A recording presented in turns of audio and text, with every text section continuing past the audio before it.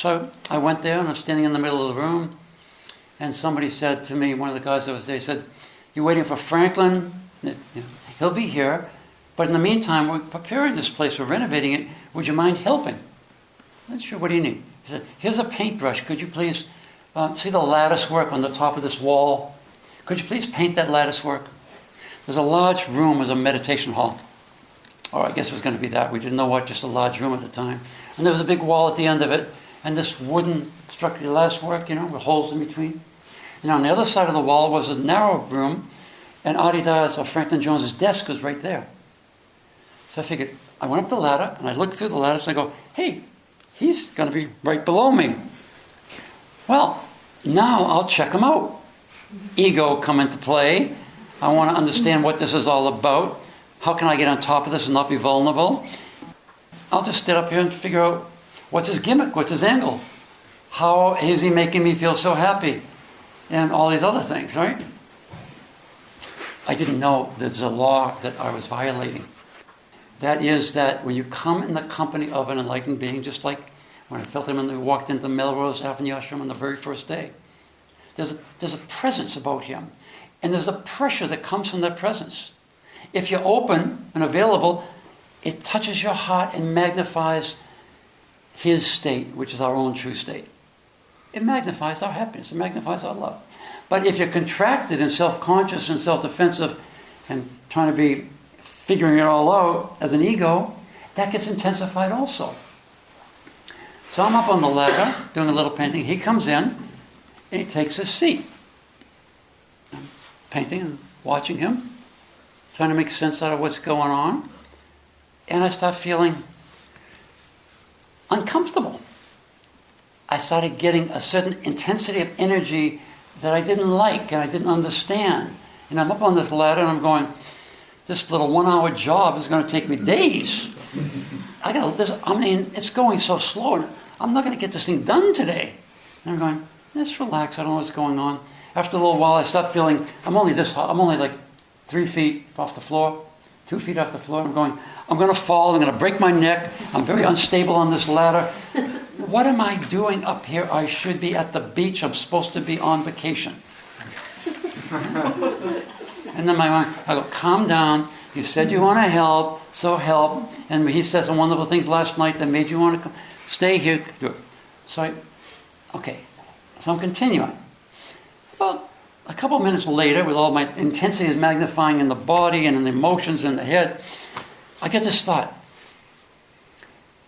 Everything he said last night about happiness and God and where truth is and all this stuff, he made it up just so I could come here and paint this trellis for him.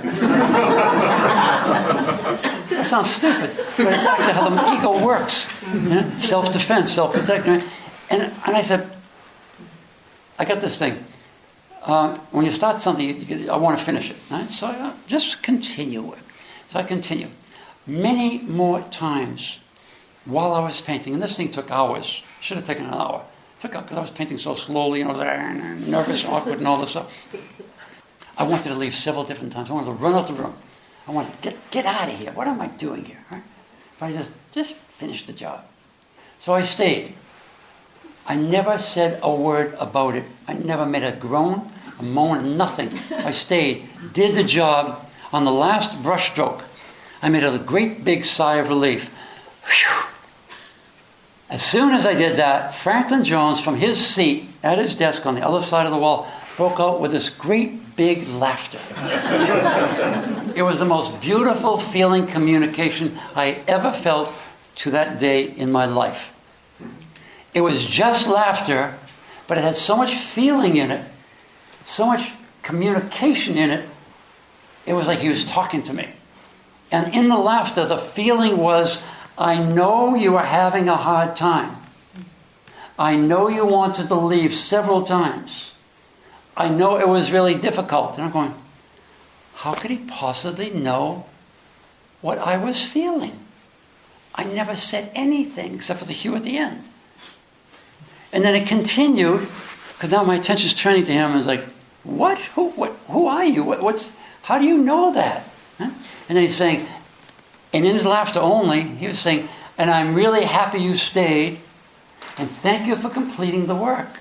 I'm going, you're welcome, wow. And then he's saying, and I turned to him, and I'm starting to laugh with him because it was infectious. It was magnetic. It was something that drew me in. And the last part of his communication, in his laughter was, and you're welcome to stay here. The entire essence of the teaching of Adidam was given that first day of service without a formal word ever spoken. I was contracted. I was involved in me and my concerns and my mind, my emotion. I got to get out of here. What am I doing here? All of that. His laughter drew my attention. A feeling in his laughter drew my feelings, and I'm laughing with him. I completely forgot my concerns, my problems, and everything, and I was happy in his company. That is the way of Adidam. He said, I offer you a relationship, not a technique, not something to go do. You feel me, I enter you, you forget you, and you are attracted to me. That is the way. All the words and all this stuff is just to keep us in the room, to keep us understanding, to keep us practicing. But the way is the silent communication, heart transmission from the enlightened being. I was overwhelmed. What a wonderful, magnificent circumstance. On the second day, when I had contact with Avatar Adida, he invited me to live with him forever, even though he recognized all my limitations. I always wondered as a child, what would it be like to come into the company of God? I expected that all the answers to all my questions would be given, and that my heart would open to a recognition of my own true state of reality, which is freedom and happiness. Coming to the company of Avatar Adidas Samraj, he doesn't use the word God, he uses the word divine, because the word God has too much charged meaning and beliefs. But coming into his company completely answered all my questions, completely opened my heart, and invited me to live the eternal life of freedom. There couldn't be a greater blessing. The divine avatar has come to awaken all beings to their own truth revealed in his condition, in his enlightened state.